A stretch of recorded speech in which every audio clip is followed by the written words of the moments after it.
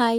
Another long கேக்கோட long video பார்க்கலாம். இந்த கேக் வந்து ஒரு பக்கெட் லிஸ்ட்னே சொல்லலாம். பிகாஸ் இந்த மாரி கேக் நான் வந்து நெறைய ஆன்லைனில் பார்த்துட்ருந்தேன். நெறைய ஹோம் பேக்கர்ஸும் இந்த மாதிரியான டிசைன்ஸ் ரெப்ளிகேட் பண்ணிட்டே இருந்தாங்க.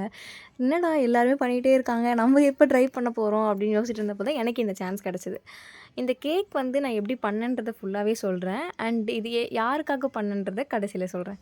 ரொம்ப நாள் பார்த்து வச்சு நம்ம அந்த டிசைன் ட்ரை பண்ணும்போது அதில் ஒரு சாட்டிஸ்ஃபேக்ஷன் கிடைக்கும். அதே மாதிரி தான் எனக்குமே கிடச்சிது. ஆனால் கொஞ்சம் வந்து ஒரு பயத்தோடவே கிடச்சிதுன்னே சொல்லலாம். பிகாஸ் இது வந்து ஒரு டால் கேக். ஸோ டால் கேக்னால லைட்டாக எனக்கு ஒரு பயம் வந்துடும். பிகாஸ் டால் கேக் பண்ணும்போது என்னென்னா அது ஸ்லாண்டிங்காக போகிறதுக்கான சான்ஸும் இருக்குது. ஆர் எப்படி சொல்கிறது, கரெக்டாக செட் ஆகாமல் போகிறதுக்கும் நிறைய சான்சஸ் இருக்குது. ஸோ லேயர்ஸ் எல்லாமே ஈவனாக வரணும். இது எல்லாமே நம்ம பக்காவாக பண்ணணும். ஸோ நான் டால் கேக்கெலாம் யூஸ் பண்ணுற டெக்னிக் என்னன்றதை ஃபுல்லாகவே இதில் சொல்கிறேன். மோஸ்ட் ஆஃப் டால் கேக் செய்யும்போது எல்லாருமே என்ன ஃபாலோ பண்ணுவாங்க அப்படின்னா, கேக் ஸ்லைசஸை வந்து ஈவனாக பண்ணுவாங்க. ஸோ கேக் பேஸ் கட் பண்ணும்போதே அவங்க ஈவனாக கட் பண்ணணும். அண்ட் ஆல்சோ உள்ளே கொடுக்குற ஃபில்லிங்ஸும் வந்து ரொம்ப கொடுக்காம கொஞ்சம் minimal amount of cream use பண்ணி கொடுத்தா தான் அது கரெக்டாக ஸ்டாக் ஆகும், கரெக்டாக ஸ்டேபிளாக நிற்கும் அப்படின்னு சொல்லி நிறைய வீடியோஸில் பார்த்துருக்கேன்.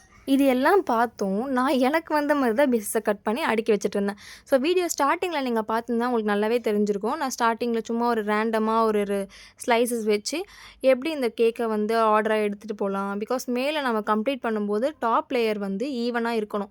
அது வந்து அன்ஈவனாக இருந்துச்சு அப்படின்னா நம்ம ஃபினிஷிங்ஸ் கொண்டு வரதுக்கு ரொம்பவே கஷ்டமாக இருக்கும். ஸோ ஸ்லாண்டிங்காகவும் இருக்கலாம், ஆர்எல்ஸ் கொஞ்சம் பள்ளமாக இருக்கிற மாதிரி இப்படியும் தெரியலாம். ஸோ நான் சும்மா ரேண்டமாக ஒரு ட்ரையலுக்காக சும்மா ஒரு நார்மலாக செட் பண்ணி பார்க்குறப்போ எனக்கு எல்லா லேயர்ஸுமே ஈவனாக கிடச்சிது. நான் எப்படி கேக் லேயர்ஸை அரேஞ்ச் பண்ணுவேன் அப்படின்னா, ஃபஸ்ட்டு ஒரு கேக்கை 3 லேயர்ஸாக கட் பண்ணிவிட்டு ஃபஸ்ட்டு மேலே இருக்க லேயரை வந்து சென்ட்ரல் லேயராக யூஸ் பண்ணிப்பேன்.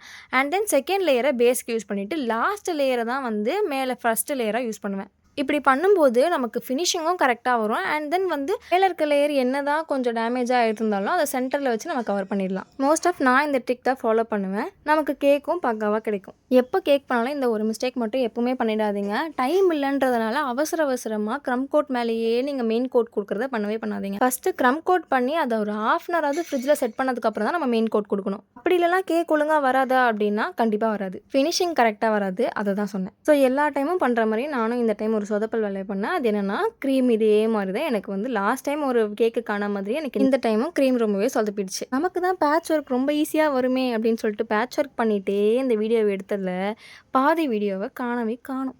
அண்ட் இந்த கேக் வந்து நான் என் மாம் டேடோடைய 26th anniversary-க்காக தான் பண்ணியிருந்தேன். கேக் வேலையே நமக்கு பெரும் வேலையாக இருந்ததுனால டெக்கரேஷன்ஸில் நம்மளால் பெருசாக கான்சன்ட்ரேட்டே பண்ண முடியல. ஏதோ கைக்கு வந்து டெக்கரேஷன்ஸ் எல்லாம் பண்ணி இவங்களுக்கு சர்ப்ரைஸ் பண்ணலான்னு பார்த்தா இவங்க ஷாக் ஆகிறன்ற பேரில் நம்மளே ஷாக் ஆகிட்டாங்க. ஜோக்ஸ் அப்பார்ட், 26 இயர்ஸாக இதே லெவலோட நம்மளை பார்த்துக்கிற என்னோட அம்மா அப்பாவுக்கு ஒரு சின்ன சர்ப்ரைஸ் தான் இது. அண்ட் அவங்களுக்கும் இந்த கேக் ரொம்பவே பிடிச்சிருந்தது. ஸோ நம்மளோட பேஜில் வெட்டிங் கேக்ஸ், பர்த்டே கேக்ஸ் எல்லாமே பண்ணிகிட்ருக்கோம். உங்களுக்கும் ஆர்டர் பண்ணோம் அப்படின்னா ஸ்க்ரீனில் 3 நம்பருக்கு வாட்ஸ்அப் பண்ணுங்கள். பாய்.